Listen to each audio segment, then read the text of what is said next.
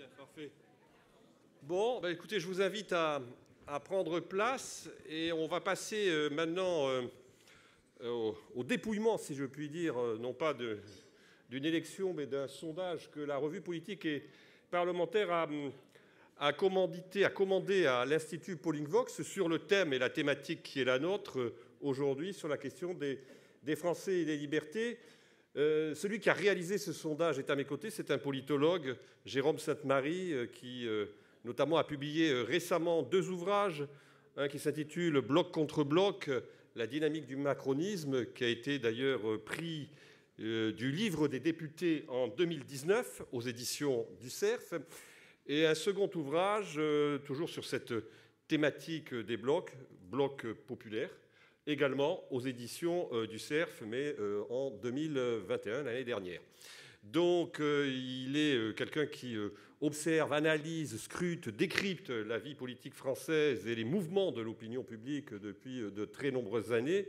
Et il est évidemment l'homme de la situation pour aujourd'hui venir nous rendre les principaux enseignements d'un sondage qui n'est pas, on en parlera tout à l'heure, sans finalement exprimer un certain nombre de contradictions au sein même de la société française face à cette question essentielle qui est devenue la question des libertés. Et je lui passe sans plus tarder la parole. Jérôme.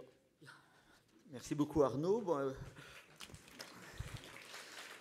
Merci beaucoup. Bonjour à toutes et à tous et merci donc à la ville de Saint-Raphaël et à la revue politique et parlementaire notamment, ainsi qu'à Deloitte, d'avoir organisé cet événement et pour la revue politique et parlementaire d'avoir commandité cette étude.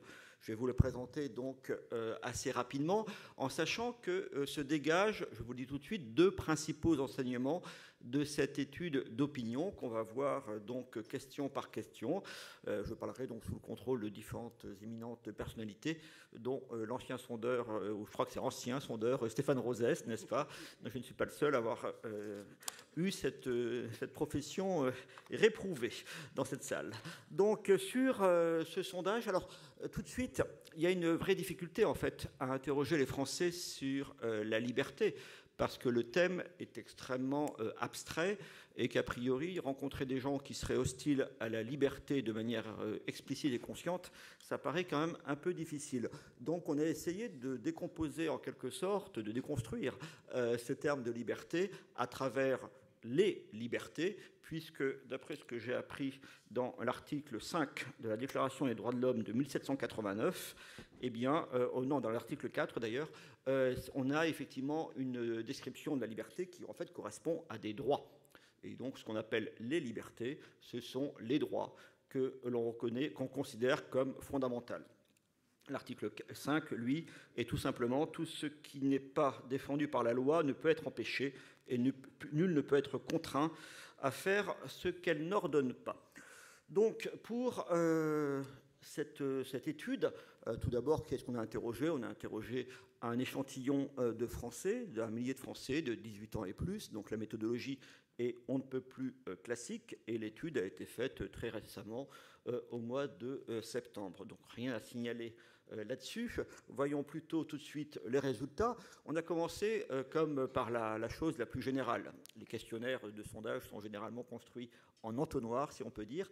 Et donc, nous sommes partis de la chose la plus générale, puisque chacun voit tous les jours quasiment le mot liberté inscrit au fronticipit des bâtiments publics. Et on a demandé aux gens de cette question un peu abstraite, parmi les 3 termes suivants de la devise française, auxquels êtes-vous le plus attaché? Liberté, égalité ou fraternité. Et donc, ça tombe bien pour l'objet de cette rencontre, c'est la liberté qui est effectivement la notion la plus chérie par les Français. Un petit mot là-dessus, la fraternité est un peu l'enfant pauvre de cette question, mais c'est aussi un enfant tardif, en fait, je crois, dans la devise républicaine.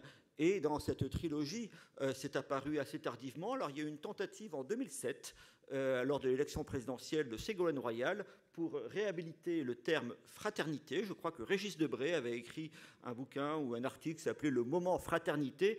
Mais enfin, ça demeure quelque chose d'assez général. Et on ne peut pas dire, en regardant attentivement les réponses, que l'on ait beaucoup de gens qui aient choisi ce terme-là. Égalité, lui, est également choisi, enfin lui est davantage choisi, 26%, mais il faut bien voir que le terme égalité a eu une aventure au XXe siècle assez particulière et donc est très largement associé à des régimes politiques et plus généralement au camp de la gauche en France. Et on voit bien que c'est un terme qui est choisi très largement par les sympathisants de la NUP et qui est choisi également de manière significative, en tout cas davantage, par les plus jeunes. Mais le terme qui est choisi majoritairement par toutes les catégories de Français, et vous le voyez, 57% de l'ensemble, c'est ce terme de liberté. Donc on a bien fait de choisir ce thème pour cette rencontre. Est-ce que, justement, alors là on passe tout de suite au pluriel sur les libertés, de manière générale, est-ce qu'on a le sentiment qu'en France, les libertés sont en progrès, en recul, ou bien que leur situation est à peu près stable ? On a là des réponses qui ne sont pas enthousiasmantes. On a donc 60% des Français qui considèrent que les libertés sont en recul, 31% qui considèrent qu'elles sont stables, et seulement 9% qui considèrent que les libertés sont en progrès.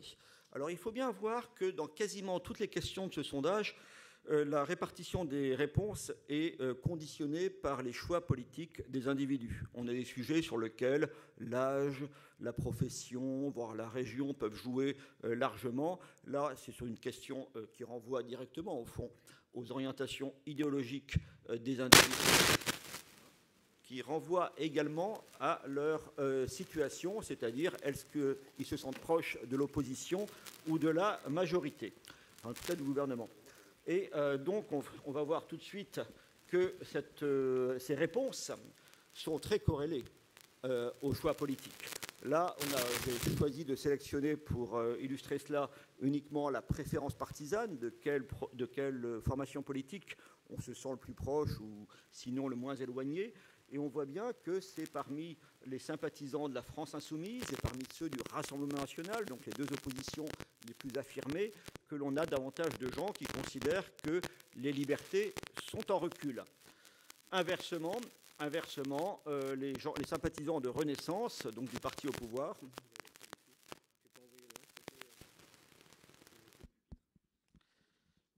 alors c'est donc parmi les sympathisants de Renaissance que l'on a effectivement l'avantage de gens qui considèrent que la situation est stable. En fait, on voit bien que personne ne considère que les libertés sont littéralement en progrès, et on va voir un petit peu pourquoi tout à l'heure. Ça signifie quand même que ce thème des libertés est un thème sensible pour le pouvoir en place, et que là-dessus, il fait l'objet de critiques fortes qui peuvent trouver un écho dans une majorité de la population.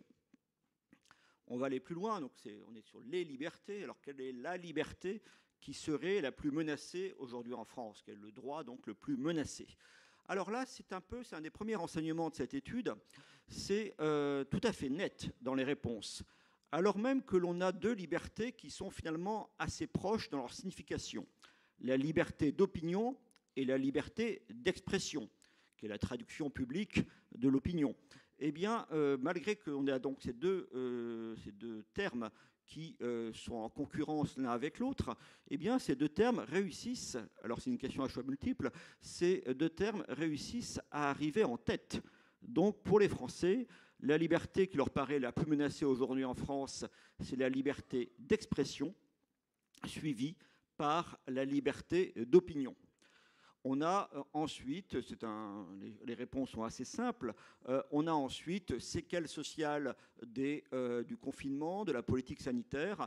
On a ensuite la liberté de vaccination qui est citée tout de même comme étant en danger auprès de 23%.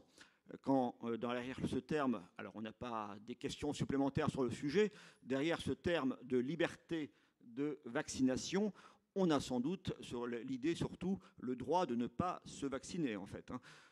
Mais vous voyez donc cette polarisation assez nette. Alors là, le tableau, je crois, est à peu près lisible. Qu'est-ce qui invoque le plus comme étant en danger la liberté d'expression? C'est d'abord les sympathisants, on va dire de manière très générale, de droite et du Rassemblement national, c'est-à-dire les anciens électeurs de premier tour de Valérie Pécresse, 47%, d'Éric Zemmour, 46%, de Marine Le Pen, 47%. On voit là que c'est pas cette liberté d'expression, c'est peut-être pas seulement des menaces qui viendraient de l'État, qui viendraient du pouvoir en place, ça peut être aussi, disons, ce qu'on appelle le wokisme, ce qu'on appelle le politiquement correct, et que beaucoup, notamment dans cet électorat particulier, ont l'impression que, pour dire les choses de manière très familière, on ne peut plus rien dire. Donc je pense qu'il y a cette protestation sourde contre une forme de contrôle de la parole qui apparaît à travers ces résultats. La liberté d'opinion, elle est très citée par les anciens électeurs de Valérie Pécresse et d'Éric Zemmour.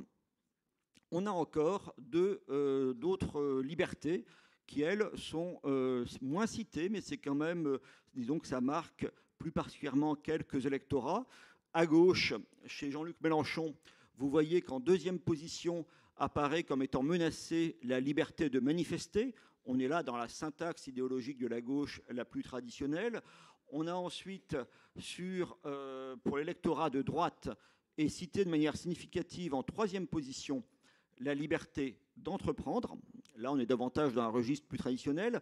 Et enfin, donc on verra ça sans doute avec Mme Avia plus tard, eh bien, la liberté d'informer apparaît menacée. Je crois que derrière cette notion, c'est plutôt le fait que, disons que c'est la rhétorique sur ce que seraient des fake news, etc., et que donc il y aurait un péril sur la qualité de l'information que l'on reçoit. Ce qui me frappe en tout cas, c'est qu'on est sur des thématiques assez nouvelles, avec la liberté d'expression et la liberté d'opinion qui seraient menacées en France. Inversement, si je prends les trois libertés qui apparaissent, qui sont en bas de tableau, qui donc apparaissent aux yeux des Français comme étant les moins menacées, là on est sur des questions qui, il y a maintenant un certain temps, mais enfin aux grandes heures du clivage gauche-droite, étaient très largement invoquées. La liberté syndicale, la liberté scolaire, c'est-à-dire le choix de l'école privée ou de l'école publique, ou bien enfin la liberté d'entreprendre, aurait été il y a quelques décennies certainement très citée. On le voit qu'elles le sont très très peu. Donc encore une fois, trois sujets, en fait à mon avis 2 sujets essentiellement, qui apparaissent comme étant très dominants. Alors, c'est bien beau de dire quelles sont les libertés qui sont les plus menacées, mais d'où vient en quelque sorte la menace? Alors là, les réponses sont beaucoup plus réparties. On a, on a pu choisir en premier et en second. Donc les gens avaient la liste de ces 6 menaces, de ces 6 origines, en quelque sorte, d'atteinte aux libertés, et ils pouvaient choisir plusieurs réponses. On voit apparaître, en tout cas en tête de très peu, en fait on voit apparaître 3 sujets qui se répartissent les principales réponses: le communautarisme religieux, le pouvoir d'État et l'extrémisme politique. Donc, en quelque sorte, une menace qui vient de l'État. Au fond, toute la pensée libérale sur les libertés, c'est bien par rapport à la défense de l'individu, me semble-t-il, et de la société par rapport à l'État. Mais c'est aussi quelque chose qui vient de la société à travers le communautarisme religieux, et quelque chose qui vient de la société politique, en quelque sorte, avec l'extrémisme politique. Là aussi, les réponses vont être assez contrastées selon les publics. L'extrémisme politique, on le voit, j'évacue ça tout de suite, est très largement cité par les anciens électeurs de premier tour d'Emmanuel Macron, qui ont clairement en tête le danger à leurs yeux pour la liberté que représenterait la NUP d'un côté, le Rassemblement national de l'autre. Ils font, de ce point de vue-là, assez exception. On a inversement sur... Alors Valérie Pécresse aussi, enfin, les sympathisants de Valérie Pécresse s'inquiètent un peu de l'extrémisme politique.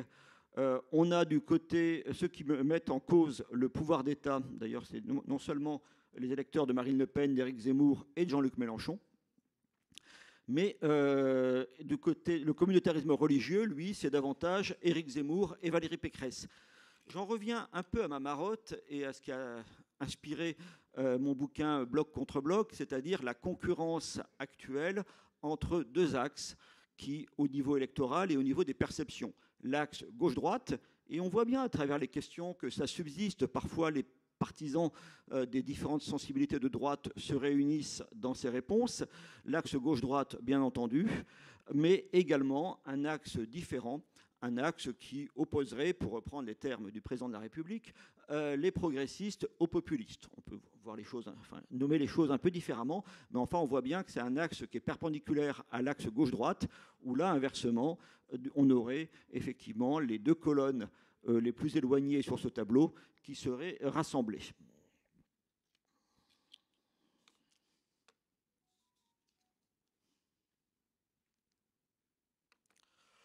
Question incidente, par rapport aux libertés individuelles, est-ce qu'on a le sentiment que le développement des technologies modernes, Internet, le numérique, l'intelligence artificielle, représente plutôt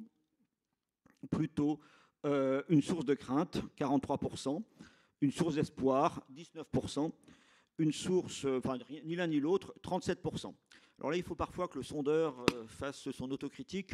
Je crois que la question était assez générale et qu'elle n'a pas forcément été parfaitement comprise, d'autant plus qu'il y a, et qu'au fond, il n'était pas forcément très facile d'y répondre. Donc cette question que je vous présente malgré tout n'épuise pas le sujet, c'est le moins qu'on puisse dire. Et on voit que quand on a 37% des gens qui répondent ni l'un ni l'autre, etc., c'est que la problématique posée par la question ne paraissait pas évidente. Ça serait l'objet d'un tout autre débat.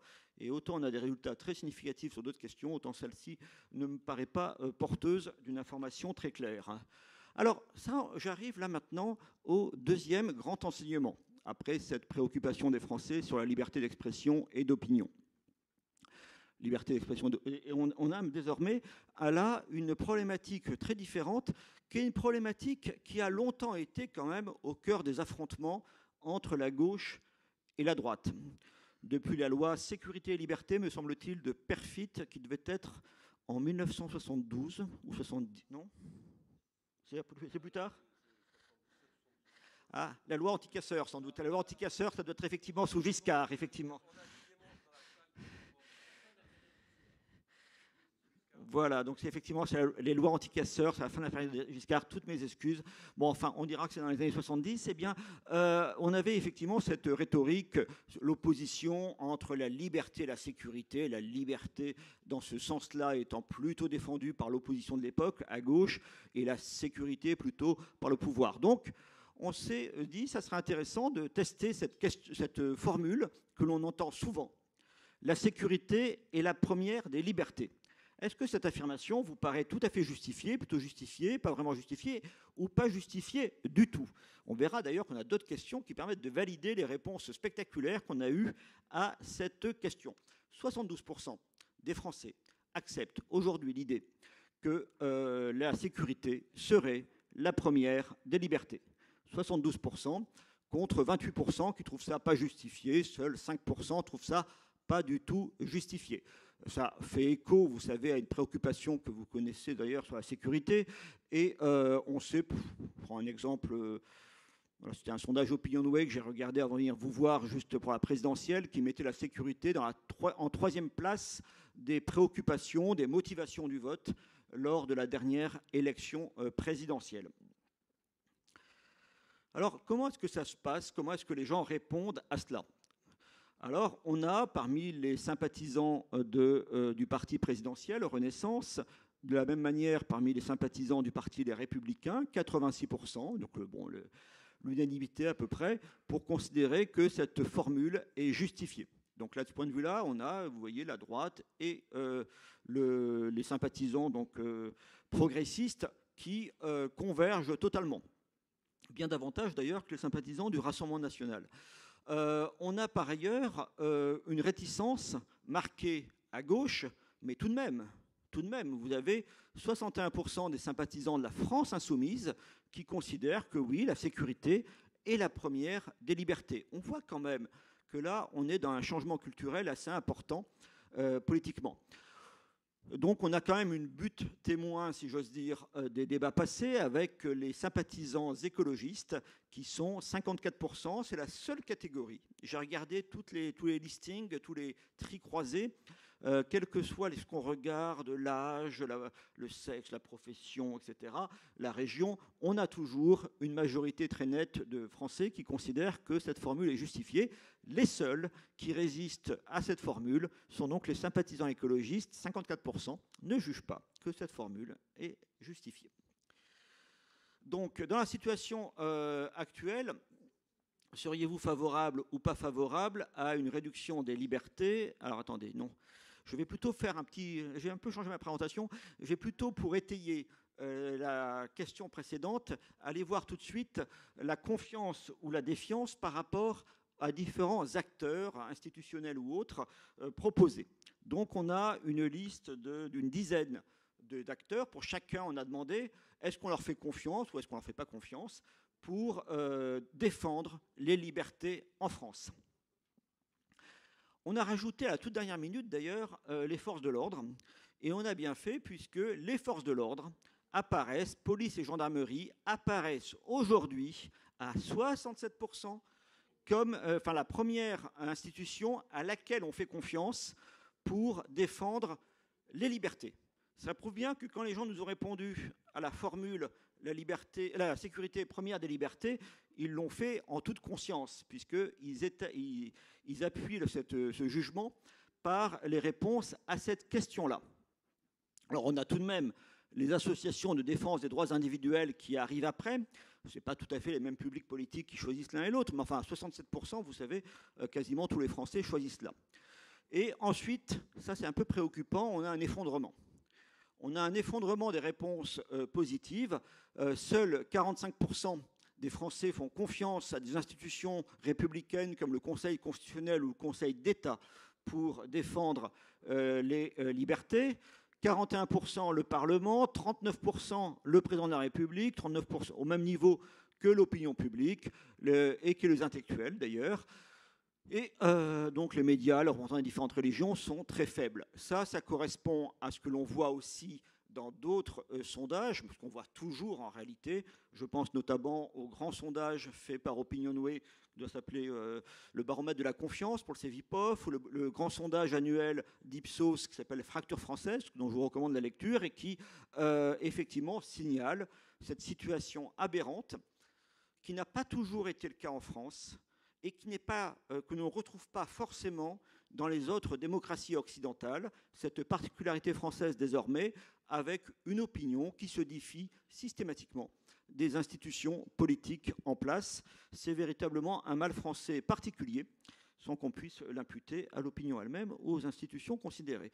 Donc ensuite, pour les réponses détaillées, on s'en doutait un peu, mais c'est toujours amusant de voir confirmer nos préjugés. Eh bien, les forces de l'ordre, eh bien, c'est bien sûr la droite et, disons, la droite de gouvernement et les sympathisants d'Emmanuel Macron qui sont le plus favorables à cela. Les sympathisants de Marine Le Pen, d'origine souvent plus populaire, sont un peu moins favorables, mais ils ont beaucoup soutenu les Gilets jaunes.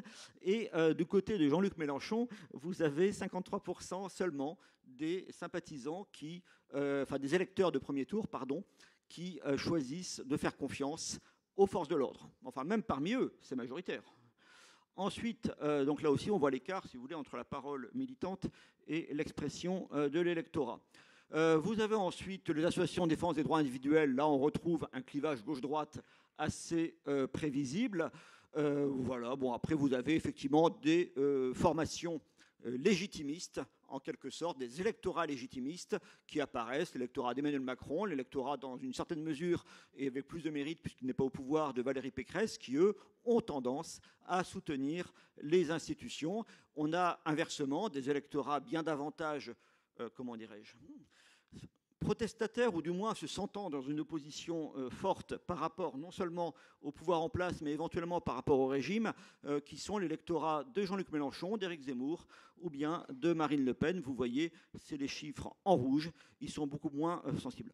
On a tout de même des oppositions assez, je dirais pas rigolotes, mais moi qui m'ont amusé, sur, par exemple, les intellectuels. Les intellectuels, on leur fait confiance encore, très largement, chez Macron, chez Valérie Pécresse aussi, et chez Jean-Luc Mélenchon pour défendre les libertés.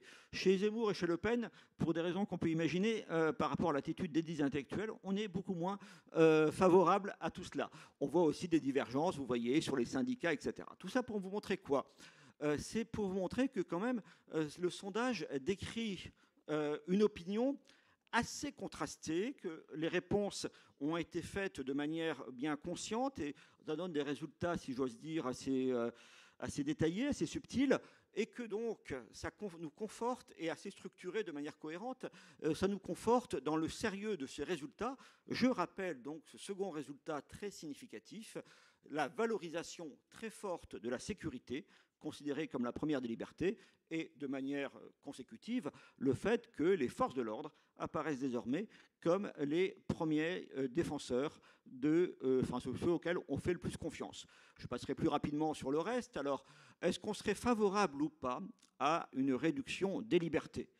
Le choix est difficile dans la mesure où on ne sait pas, à travers une question aussi générale, quel est le niveau de la menace et surtout quelle est la portée de la réduction des libertés que l'on va opérer. Cependant, on voit que les Français, face à un risque d'attentat, face à un risque de débordement violent dans les manifestations, face à la lutte contre la délinquance et enfin pour se protéger contre les épidémies de manière moindre mais tout de même très majoritaire, on voit que les Français sont prêts à accepter une réduction des libertés existantes. Donc voici. Et je voudrais donc conclure simplement en soulignant l'originalité des réponses obtenues et le fait qu'on est sur, me semble-t-il, un sujet, où l'opinion est contrastée selon les forces politiques, un sujet sur lequel le pouvoir en place, pas simplement par la politique qu'il mène, mais tout simplement parce qu'il est au pouvoir dans un moment où la France traverse des crises multiples et où l'opinion publique s'est structurée depuis très longtemps désormais dans une opposition de principe, une insatisfaction par rapport au fonctionnement des institutions, où le pouvoir donc est confronté à un soupçon d'atteinte aux libertés. Dernière chose, puisque je crois que ça fait partie des débats de ces journées, cette crainte sur les libertés se situe sur ce sujet fondamental de la liberté d'expression et de la liberté d'opinion. Et si les menaces peuvent être perçues comme venant de la base, elles sont aussi perçues comme venant du sommet.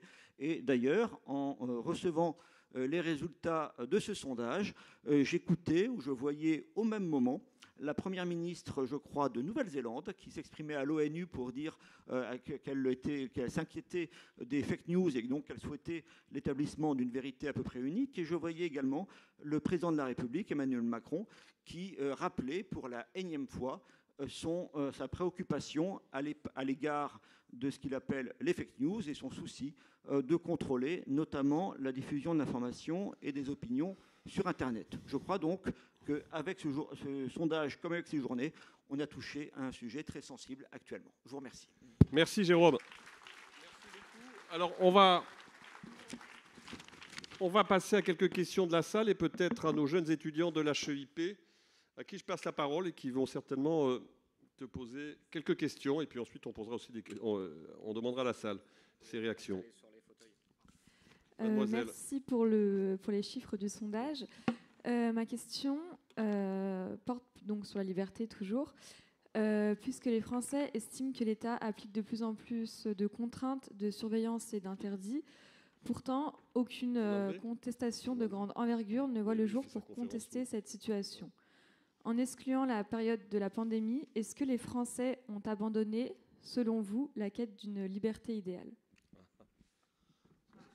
Oui, j'ai du mal à répondre parce que... C'est une question qui s'adresse à Pierre Manon ou à Gaspard Koenig, éventuellement tout à l'heure aussi. Oui, davantage peut-être, parce que la liberté idéale, moi j'ai ramené tout de suite mon interrogation à des réalités plus prosaïques, c'est-à-dire à la déclinaison de la liberté en un certain nombre de droits reconnus et en principe protégés par l'État, tout simplement. Donc, pour la liberté d'expression et d'opinion, il y a, il n'y a pas de manifestation, de pétition sur la liberté d'opinion ou d'expression. Mais il y a deux signes de cette défense des libertés, en tout cas de cette préoccupation. D'une part, le fait que les Français continuent, et même de plus en plus, à s'informer de manière alternative. C'est-à-dire qu'on a une, on a une audience et un achat pour la presse des médias traditionnels qui est faible, et même de plus en plus. Et on a inversement des gens, notamment des gens de votre génération, qui s'informent toujours davantage sur Internet. C'est une forme, comment dirais-je, de la même manière qu'on disait qu'autrefois que les Européens de l'Est votaient avec les pieds, avec leurs pieds en quelque sorte, en franchissant le mur, de la même manière, les Français, en allant s'informer de manière alternative, font cela. Sur la première réponse, et par ailleurs, les Français votent largement, au premier tour en tout cas, pour des formations qui sont également réprouvées par les principales institutions. Donc si vous voulez, je crois qu'on a une forme de résistance sourde ou de dissidence sourde de l'opinion par rapport à ces libertés. Est-ce que ça peut devenir un thème important? Je pense que oui. Voilà. Mais pour l'instant, voilà. Bon, après, la liberté idéale, encore une fois, ça n'existe pas. Tout le monde a conscience, et on le voit bien dans le sondage d'ailleurs. À la fois, ils craignent pour la liberté, mais en même temps, ils acceptent la restriction de cette liberté sur quasiment tous les sujets qui sont proposés, du moins en théorie. Donc effectivement, c'est une négociation, en tout cas, c'est un compromis permanent. Une autre question? Vous avez eu l'occasion de travailler avec des partis assez opposés les uns aux autres. Une personne votant à l'extrême gauche ne définit donc pas les libertés de la même manière qu'une personne à l'extrême droite. Aujourd'hui, un élu en 2022, comment il fait pour essayer de joindre les deux bouts, entre guillemets, et convenir à tout le monde?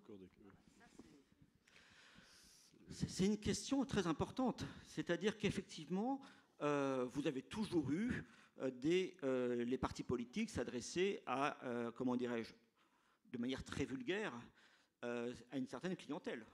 Une clientèle sociale, générationnelle, culturelle, idéologique. Et que donc le politicien de gauche s'adressait à la gauche, le politicien de droite s'adressait à la droite. Sauf que, ce faisant, il s'adressait au moins à la moitié, enfin quasiment, ou même davantage, à la moitié de la population. Et ensuite, il était toujours temps de trouver des formules pour rassembler au-delà de son camp, au moins à la marge.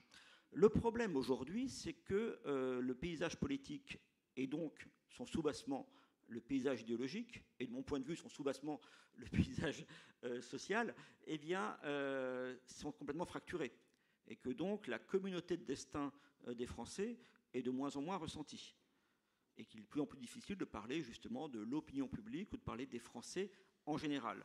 Tant et si bien que tout pouvoir élu, c'est le cas aujourd'hui d'Emmanuel Macron, mais ça aurait été encore davantage le cas de ses concurrents s'ils devaient réussir à se faire élire, tout président élu aujourd'hui est un président qui est minoritaire. Quand j'avais votre âge, on m'expliquait qu'il y avait un légitimisme de l'opinion. Et de fait, le fait d'être à la tête de l'État, de représenter la nation, vous donnait un surplus de popularité. Aujourd'hui, et ça n'a pas commencé avec Emmanuel Macron d'ailleurs, aujourd'hui vous avez, mais ça va plutôt en s'accroissant, vous avez aujourd'hui, comment dirais-je, le fait d'être élu président de la République est une garantie d'impopularité immédiate.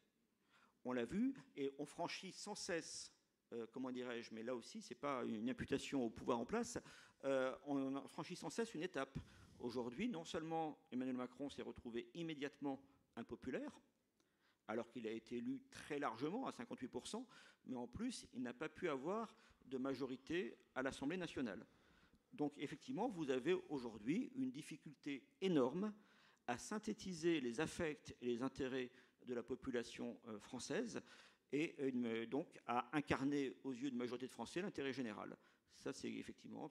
Mais je pense que ça renvoie, mais il y a des intellectuels dans la salle qui sont exprimés ou qui s'exprimeront là-dessus, ça renvoie à des fractures bien plus profondes que la simple vie politique superficielle. Questions ou observations, commentaires dans la salle? Johanna Nowicki. Ah, il faudrait peut-être lui passer un micro. Oui.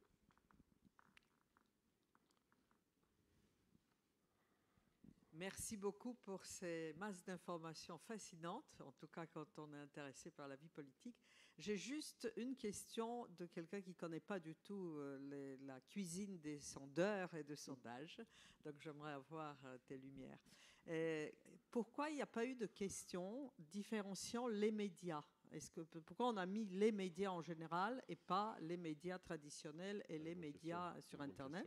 Première question. Et la deuxième, pourquoi dans les menaces, on ne pose pas la question sur l'ingérence étrangère, qui est une vraie question dans beaucoup de démocraties, pour les libertés? Alors, la réponse est toute simple. Il n'y a pas de cuisine. La réponse, d'abord, dans tout sondage, il y a des angles morts. Hein. Oui, bien sûr. Déjà. C'est-à-dire qu'il y a plusieurs réponses à ça. D'une part, comme je vous l'ai dit, un questionnaire est fait en quelque sorte, pour parler vulgairement, en entonnoir. On part des questions les plus générales et on précise. Et on précise également en fonction des hypothèses que l'on se fait. Moi, j'avoue que j'ai été un peu surpris par les résultats, ce qui est toujours une bonne nouvelle d'ailleurs pour un sondeur, ça prouve que ça sert à quelque chose, d'avoir cette focalisation sur la liberté d'expression et la liberté d'opinion. Je me serais attendu à ces résultats, je pense que j'aurais posé davantage des questions plus précises sur les médias. Après, on a dans ce questionnaire qui est forcément limité pour des raisons de temps, d'argent et puis de disponibilité du public aussi. La revue politique parlementaire ne pouvait pas se consacrer exclusivement à la publication de ce sondage. Après, vous avez, comment dirais-je, toujours cette insatisfaction, quand vous relisez un sondage, de dire mais pourquoi est-ce qu'on n'a pas davantage infiné? Par exemple, si on parlait des ingérences étrangères, eh bien, ça aurait été intéressant, mais il aurait fallu peut-être à ce moment-là préciser lesquelles. Et donc là, on partait sur toute une série de questions. Allez, prenons une dernière question de la salle avant de passer à la dernière partie de cette demi-journée avec la conférence de Gaspard Koenig. Non? Mademoiselle? On vous passe un micro, ce sera quand même plus simple. Voilà. Pensez-vous que l'émergence des partis politiques extrémistes qui ont pour finalité finalement de réduire les droits de certaines parties de la population, des deux côtés, que ce soit l'extrême gauche ou l'extrême droite, participe à finalement la réduction des libertés en France? Alors si on avait effectivement l'émergence de partis extrémistes menaçant l'expression d'une partie de la population ou les droits de la population, ça serait un problème.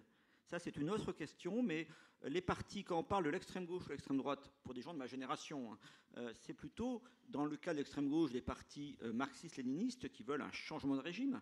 Il en existe encore, mais ils font des scores assez faibles. Ou bien, à l'extrême droite, des partis qui défendaient d'autres régimes que la République. Je ne suis pas sûr qu'actuellement on soit confronté exactement à cette situation-là. En tout cas, c'est l'idée que moi je défends. Il me semble que ni la NUP d'un côté, ou la France Insoumise, ni le Rassemblement National de l'autre, puisque vous pensez sans doute à cela, ne comportent un changement de régime. D'ailleurs, il n'y a pas de changement de régime qui est prévu. Une 6e République, mais ce n'est pas vraiment un changement de régime. Et vous avez par ailleurs, vous n'avez pas un programme d'établissement d'un régime autoritaire. C'est un procès qu'on peut leur faire, mais c'est un procès d'intention. Peut-être justifié, mais en tout cas, c'est un procès d'intention. Alors que vous avez des partis, si vous regardez la vie politique, et c'était beaucoup plus vrai quand j'étais vraiment très très jeune. Il y avait dans les années 70, vous aviez des formations politiques qui avaient un projet de côté gauchiste, du côté d'extrême droite, qui eux dont les partisans ne se cachaient pas de vouloir un régime qui leur paraissait meilleur. Je crois que M. Jean-Daniel, d'ailleurs on a parlé, mais effectivement, pas Jean-Daniel. Mais bref, c'était le fait que... Jean-Marc Daniel. Voilà, merci. Jean-Marc Daniel l'a évoqué tout à l'heure. Il y avait effectivement à l'époque des utopies à l'extrême gauche ou à l'extrême droite qui faisaient qu'on trouvait que voilà, une révolution rouge ou brune permettrait d'avoir un régime beaucoup plus favorable en supprimant des libertés. Et peut-être en proposant d'autres. C'est plus le cas aujourd'hui. Donc je crois que cette rhétorique, sincèrement, me paraît très décalée par rapport à ce que je lis dans les programmes et ce que j'entends d'un côté comme de l'autre. Merci. Merci Jérôme Sainte-Marie pour les enseignements de ce sondage.